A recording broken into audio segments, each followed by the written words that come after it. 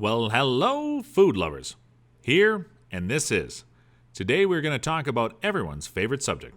Yeah, you guessed it. Food. Specifically, we're going to talk about the most harmful of it and what happens when you eat unhealthy food. But before we jump into that, make sure to subscribe to our channel. We upload every... Now let's begin. It's no secret that Americans have become bigger in recent decades.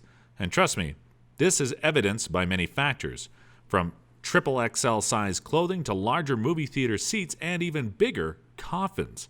The largest research conducted by the Center for Disease Control and Prevention showed that an average 176 centimeter tall American weighs around 89 kilograms. That's 7 pounds more than 20 years ago. The Center for Disease Control and Prevention reports that about 33% of Americans are now overweight and 38% are obese. The problem even affected around 17% of children and teenagers. Along with this tendency, the number of chronic diseases like diabetes, heart disease, and metabolic syndrome have increased. So, what's going on? Stay till the end if you want to know more, and don't forget to subscribe for more useful content. Well, the answer is simple. We eat more than we burn. However, experts believe that we're doing it unknowingly. Dependence on certain foods can arise for two reasons. One, the effect of certain food components on the level of neurotransmitters in our blood in particular. Sugar causes a rise of serotonin levels, one of the important neurotransmitters that affect our mood. In this regard, sugar is similar in its effect to drugs, alcohol, nicotine. With all you desire, you are unlikely to be able to lift your spirits so quickly and so strongly, eating apples, vegetable salad, or porridge. Number two, using food to solve emotional, psychological problems. For example, in order to cope with anxiety, a person often goes to eat. Not because he is hungry at that moment, but because he has no other way to cope with anxiety. And in this case, not only sweet food can get at hand, but also any other food. More often than not, these two reasons are present together. However, do not forget that sometimes the craving for certain foods can be quite simple. Think about it. In those days that you ate 1 to 2 times a day, by the evening you came home hungry, indulging in something filling, quick, and usually not the healthiest.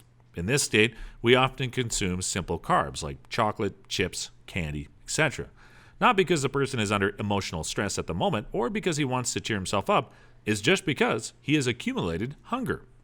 Why do we get addicted so easily? There has never been such an amount of simple, refined sugars and harmful fats in food than it is now. But that's not the only reason, of course. Another aspect is the overall increase in levels of depression and anxiety disorders almost all over the world. You don't have to be a scientist. You just have to watch any news release to make your mood worse. At this time, the need for a quick way to relieve tension and enjoy yourself is increasing dramatically. And then, everyone chooses their own way. You can choose yoga, or alcohol, or gambling, or maybe food, especially since the last one is the fastest, most accessible, and socially approved way to have fun. If you can be convicted or even punished for excessive alcohol consumption, then no one will judge or punish you for overeating alcohol. Certain substances contained in certain products can contain other hormone and neurotransmitter levels, and those consequently affect our mood. If we add to those psychological problems, crises, and stresses that a particular person faces at a given time in life, then together this can create a solid ground for addiction. Now let's talk about what happens when we eat unhealthy food. To be more specific, by fast foods, I mean fries, hamburgers, pizza, hot dogs, soda, chips, and basically everything that you and I like. Scientists who study the effects of this food on the human body believe that it disrupts the balance of the hormones that are responsible for other senses of fullness. That's why we very often order, for example, a huge hamburger, a portion of potatoes, a milkshake, a pie, ice cream, a Coca-Cola, and still feel hungry. Causes a metabolic disorder. When we eat a fat hamburger with fries and then wash it down with an ice-cold carbonated drink, we make a fatal mistake.